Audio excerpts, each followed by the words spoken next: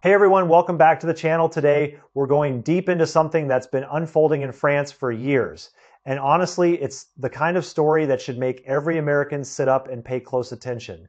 Because what's happening over there isn't just a French problem, it's a test case for the entire Western world. And how it plays out is going to send shockwaves across the Atlantic, straight into our own backyard. As Americans, we like to think our system is unique, but the challenges France is facing right now, they're coming for us too, sooner or later. So let's start at the beginning. For a long time now, inside France, radical activist networks have been quietly expanding their influence. And I'm not talking about a few loudmouths on street corners. I'm talking about organized efforts to build what they call a parallel society, whole communities, neighborhoods, pockets of the country where French authority has effectively stopped mattering. These areas no longer run by French law or the so-called values of the Republic. Instead, they've started following a completely different rulebook, one that has nothing to do with the French Constitution. Think about that for a second. In our country, we have all kinds of debates about federal versus state authority, but we never question whether the Constitution applies at all. France is watching whole zones slip out of its legal framework entirely. Now, here's the crazy part. For years and years, the French political establishment basically pretended this wasn't happening. They ignored it, they brushed it off. Some mainstream media outlets even called any warning about this fear-mongering or Islamophobic panic. Activist groups piled on, accusing anyone who raised the issue of outright bigotry. They shouted down the debate, they killed the conversation. Sounds familiar, right? We've seen the exact same playbook here in America. Whenever someone tries to talk about certain issues, shut it down, call it hate, change the subject, and then the bodies started piling up. Terrorist attack. Ordinary people, men, women, children gunned down, run over, beheaded in broad daylight. It took a wave of bloodshed before the French government finally woke up and started treating this like the existential threat it actually is. That's the tragedy of democracy sometimes. We only act when we're forced to, when the cost of inaction becomes too high to ignore. Now, fast forward to 2026, France is currently rolling out what many observers describe as some of the toughest anti-separatist measures that any Western democracy has seen in decades. But to really understand why the French are going this hard, why they're taking such an aggressive, no-compromise stance, you have to understand France itself, because France is not America, France is not Britain, it's not Canada, it's not some big, happy, multicultural melting pot where everyone just gets along. And as Americans, we need to understand that because we project our own values onto other countries all the time, and that leads to massive misunderstandings. The core principle of the French Republic is brutally simple. The Republic comes above everything, above your religion, above your ethnicity, above your cultural background. The moment you become a French citizen, your identity as a French citizen is supposed to wipe out everything else. No group loyalty, no religious affiliation, no tribal identity is allowed to trump the law of the Republic. That's radically different from how we do things in America, where we celebrate hyphenated identities. Italian American, Mexican American, Muslim American. In France, there's no hyphen, you're French, period. That's what they call Lassitine secularism, and this isn't some recent trend. It goes all the way back to 1905, when France formally passed its law on the separation of church and state. From that point on, religion was pushed out of public institutions. Public schools had to stay neutral. Government employees couldn't wear religious symbols on the job. For most of the 20th century, that system held together pretty well because France was still relatively homogeneous. Sure, most people were Catholic, but in public life, everyone played by the secular rules. National identity was strong and widely embraced. It worked because nearly everyone shared the same cultural baseline. But then things started to shift as we moved into the 21st century. Immigration kept increasing, and France's demographic makeup changed dramatically. By around 2025, France's Muslim population was estimated somewhere between 6 million and 7 million people. That's roughly 9 to 10% of the entire country. It's the largest Muslim community in all of Western Europe. To put that in American perspective, imagine if 10% of our population suddenly came from a completely different religious and cultural tradition, and a small but active fraction of that group started rejecting our core values. That would be a seismic shift in our society. Now, let's get one thing absolutely straight right here. The overwhelming majority of French Muslims are just normal, everyday people living normal lives. They work, they go to school, they raise kids, they vote, they pay taxes, and they identify as French. Plenty of them wave the tricolor flag at national holidays and World Cup matches. They're not the problem. And we need to be very careful about making that distinction, because in America, we've seen how easy it is to paint entire communities with a broad brush. And that's not fair and it's not accurate, but here's where it gets ugly.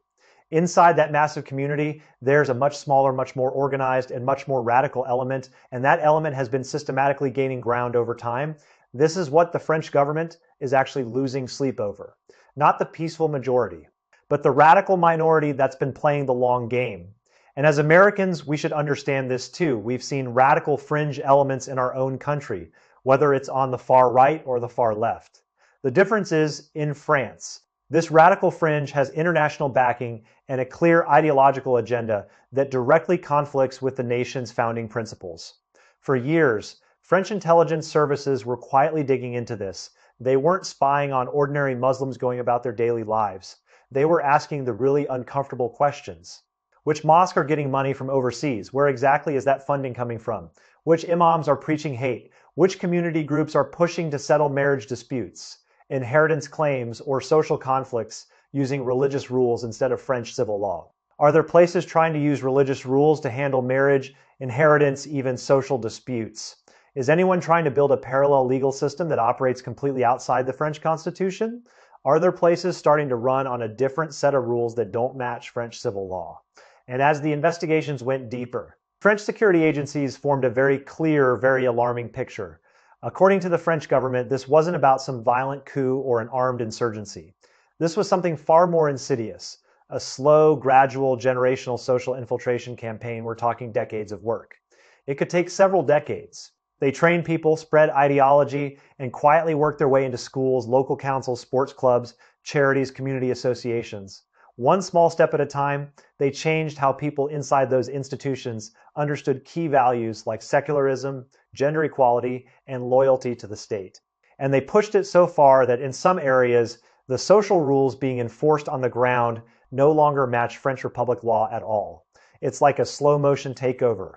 And by the time you notice it, it's already too late. Now, a lot of this intelligence stayed buried in classified government files for a very long time. That is, until May 21st, 2025. When the French newspaper Le Figaro dropped a bombshell report that exposed one of these internal government assessments. It was labeled top secret, reportedly written by two senior French civil servants at the request of the Interior Ministry, and then submitted to French security agencies for evaluation. And the conclusion of that report, that networks linked to the Muslim Brotherhood had become a major social force that French authorities could no longer afford to ignore. The report made it clear that these groups weren't trying to seize power through violence. Instead, they were working through grassroots, organizing local associations, schools, community networks. Their long-term goal was to gradually push segments of the French population away from the shared values of the Republic. The report actually described this as a form of social engineering spread over years using school textbooks, sports clubs, charities, even local election networks to slowly reshape how people thought about secularism, gender equality, and what it means to be French. The end result, some parts of the country might end up running on social rules that have almost nothing in common with the French Constitution. And that's when the numbers came out and they hit French society like a shockwave. According to government assessments, a significant number of mosques and religious institutions in France were considered to have ties to Brotherhood-linked networks. Some of them were described as having particularly close connections. On top of that, a large number of associations were also flagged as having direct links. And here's the thing. These weren't isolated to some rural backwater. They were spread across Paris, Lyon, Marseille, and other densely populated cities and suburbs. Exactly the areas where French authorities have long struggled to maintain effective control. These are the places where French society is most diverse, most dynamic. And most vulnerable to the French government. The problem in these zones wasn't just about economics or street crime anymore.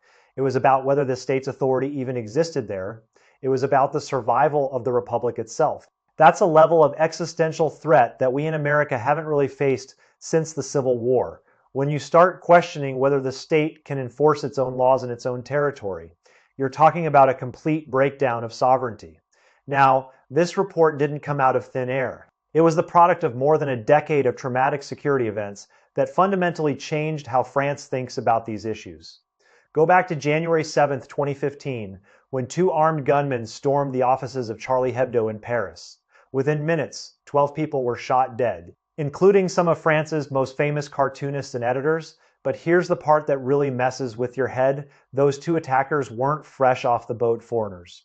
They were born in France, raised in France, French citizens, and they still ended up radicalized right there inside French society.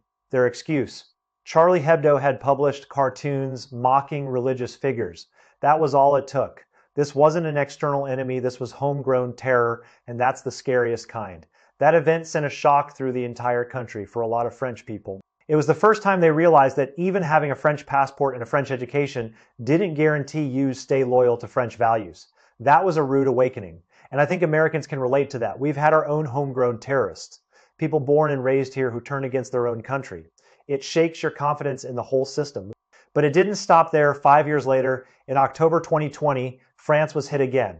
And this time it got even more personal. A 47-year-old history teacher named Samuel Paty was brutally murdered near the school where he taught in a suburb of Paris. The killer, an 18-year-old radical, Paty's crime. He had shown those same controversial cartoons in a classroom discussion about free speech. That was it. Before the attack, an angry parent and some online agitators had already been publicly attacking Paty on social media, spreading his personal information far and wide. So by the time the killer found him, Paty wasn't just a target for one psychopath. He had become a common enemy for an entire online mob. This was mob justice in the digital age, and it led to murder. In French society, freedom of speech, freedom of criticism, and freedom of artistic expression are considered sacred principles of the Republic. The law protects people's right to debate, question, and even mock different viewpoints. But in the minds of French authorities, the deeper problem with the people who went after Paty wasn't just that they committed an act of violence. The real issue was that some French citizens born and raised in France were openly rejecting the idea that French law and Republican values should have the final say. Some French citizens born and raised in France were starting to believe that French law and Republican values no longer held the highest authority. That was the existential problem. And that's where America and France really see eye to eye. When citizens stop believing in the rule of law, the whole social contract starts to unravel. And Samuel Paty wasn't the end of it. Between 2015 and 2025, France lived under a constant shadow of terror. In 2016, during France's national holiday, a truck plowed through a crowd in Nice, killing 86 people. That same year, an elderly Catholic priest was stabbed to death inside his church by extremists. In 2018, a gunman opened fire at the Christmas market in Strasbourg. On top of all that, there were countless attacks on police officers, soldiers, and ordinary citizens. This wasn't a one-off, this was a sustained campaign of violence that stretched over an entire decade. Each one of these attacks shifted French politics a little further to the right. The era of being cautious, avoiding the subject, tiptoeing around these issues, that was over. You can only get hit so many times before you start hitting back. And one of the key figures driving this policy shift was President Emmanuel Macron back in October 2020, right around the time Samuel Paty was murdered. Macron gave a major speech in the Paris suburbs. In that speech, he formally introduced the term Islamist separatism into the national debate. He argued that France was no longer dealing with a simple religious versus secular disagreement. In his view, this had become an organized, well-funded, long-term campaign to build a completely separate social system inside France, one that rejected Republican values at its core. Macron was crystal clear that the French response wasn't going to be a one-and-done police operation. It had to be a sustained, systematic reform of institutions and laws. This wasn't about arresting a few bad guys. This was about restructuring the relationship between the state and society itself. That speech directly led to France's 2021 law on supporting Republican principles. That law gave the government a much bigger toolkit. It strengthened oversight of religious sites and associations. It restricted certain forms of homeschooling. It beefed up screening of foreign funding coming into religious institutions. And it gave authorities the power to dissolve any organization that openly flouts Republican values. By early 2022, government data showed that authorities had already inspected thousands of institutions and associations, shut down a significant number of problematic groups, and frozen or seized assets tied to them. This was real action, not just talk. Now, all of this set the stage for what happened on January 22nd, 2026. That day, the French National Assembly passed a new resolution proposed by the Conservative Republicans Party. The heart of the resolution, calling on the European Union to formally assess whether the Muslim Brotherhood should be placed on the U.S. terrorist list. After nearly 5 hours of intense debate, It passed with 157 votes in favor and 101 against. That's a clear majority, but it's not unanimous, and that tells you how divisive this issue still is. But here's the twist: this resolution didn't get unanimous support. Even inside the French government, opinions were divided.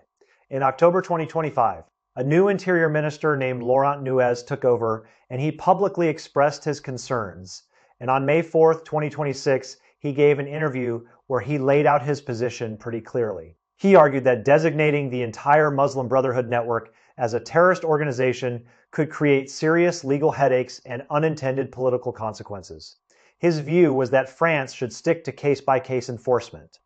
If someone breaks the law, go after them. If an organization violates the rules, shut it down. But don't paint an entire broad movement with the same brush and end up alienating millions of ordinary law-abiding Muslims. That's a reasonable position, and frankly, it's the kind of nuance that often gets lost in heated political debates. Nunez even pushed back against a proposal from the right-wing camp to ban young girls from wearing headscarves in schools. He said that kind of blanket restriction would unfairly punish a huge number of ordinary French Muslim families who follow the law and contribute to society. So even now, in 2026, the French government is still arguing among itself. What does it actually mean to defend Republican values? How aggressive should enforcement be? How far should law enforcement go? And how do you protect national security without trampling on the rights of ordinary citizens? Those questions don't have easy answers. And French society hasn't figured them out yet. That's exactly why many people outside France find the country's recent policy shifts unfamiliar, even somewhat harsh. But from a French perspective, these are the necessary debates of a nation fighting for its soul. Now, from an American perspective, all of this might look strange. You might think France is going overboard or acting heavy-handed, and honestly, a lot of people outside France do feel that way. But if you look at it through French political culture, many French people see this as perfectly consistent with their deepest national principles. Because France is not Britain. Britain has long operated on a multicultural model. Different religions and ethnic groups keep their own cultural traditions, religious institutions, and community organizations all under the same national umbrella. The British government tends to emphasize coexistence between different identities. It's a live and let live approach that would be completely foreign to French thinking. France has never bought into that. In the French view, the state's primary job is to forge a single, unified Republican identity. You don't get to be a separate community within the community. You're French, end of story. France is also not Germany. In Germany, local governments often prefer to negotiate, cooperate, and set up institutional frameworks to manage relations with religious and social groups. Different faith communities are given a certain amount of room to participate in social governance. It's a more corporatist, consensus-driven model. But France has always been skeptical of that approach. They see it as a dilution of state authority and a dangerous concession to identity politics. And France is definitely not Canada or the United States. Those countries are classic immigrant nations. Multiculturalism and multiple identities are literally baked into our national history. In America, you can be a proud Italian American, Polish American, or Mexican American without it conflicting with your American identity. That's who we are. We're a nation of immigrants, and we celebrate that. But France took a completely different road. In the French model, it doesn't matter where you come from or what cultural background you have. Once you become a French citizen, you are expected to accept the unified rules of the Republic, period. No hyphen, no exceptions. So to many Anglo-American observers, including a lot of us here in the States, France's current measures might seem excessive. Maybe even borderline authoritarian. We look at it and think, that would never fly here. But if you're sitting in the French government or supporting its policies, the logic is simple. When the foundational values of the Republic are under threat, the state has no choice but to fight back with everything it's got. You don't compromise with people who want to destroy your way of life. And here's the part that should really grab our attention as Americans. France is not alone in this. All across Europe, the same shift is happening quietly but unmistakably. And if Europe is moving in this direction, you can bet that the debate is going to cross the Atlantic sooner or later. Germany, for example, has been ramping up surveillance of extremist networks for years.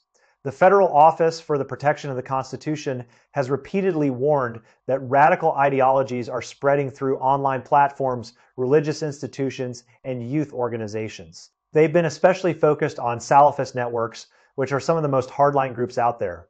Austria has also started paying much closer attention to so-called political Islam, tightening oversight of related organizations and funding streams. They're not messing around either. Even Sweden, which used to be considered one of the most open, welcoming countries in Europe, has been walking back its generous immigration and integration policies.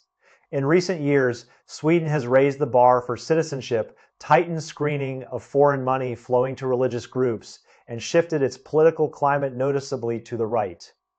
A series of social challenges, combined with the rapid rise of right-wing parties, has already transformed Sweden's political landscape. The country that once prided itself on being a moral superpower is now having second thoughts about its own openness. Belgium and Denmark have both launched investigations into organizations tied to Muslim Brotherhood networks, and even Switzerland, the country famous for its neutrality, has started re-examining foreign funding for religious institutions.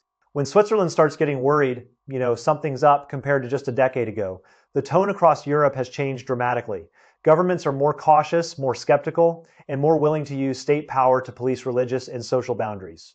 The era of naive optimism about multiculturalism is over.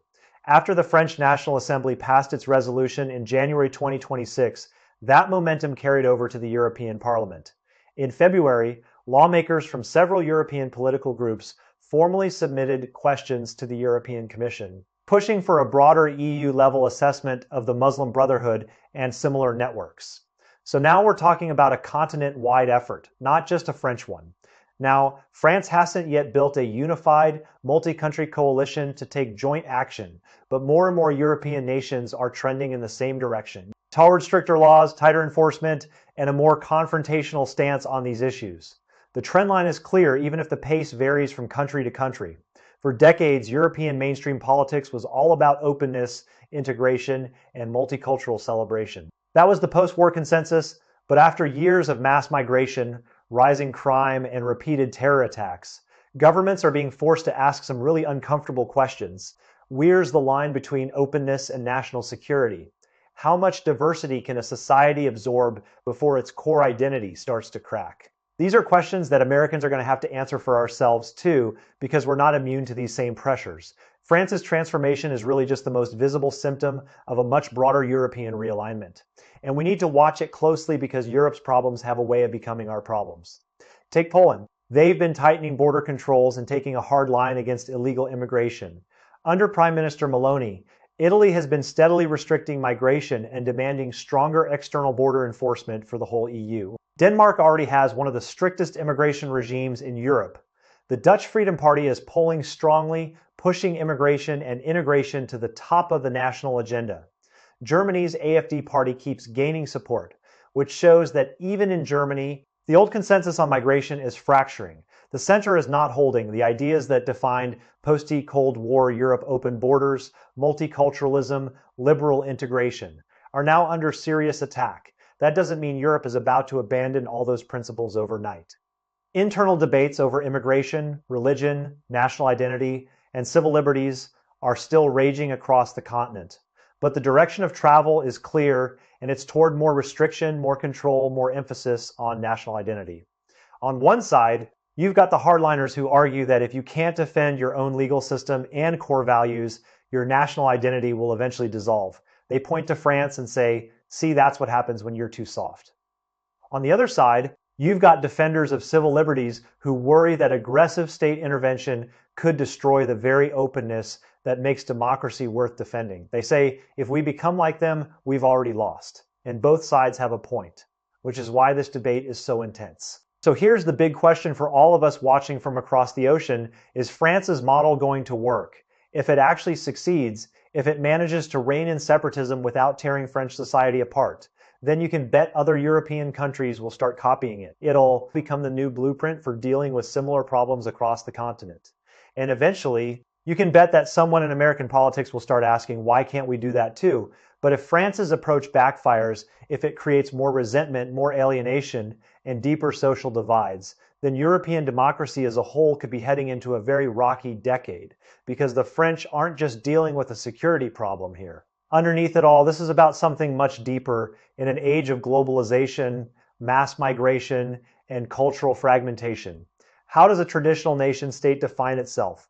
What does it mean to be French in the 21st century? What does it mean to be American?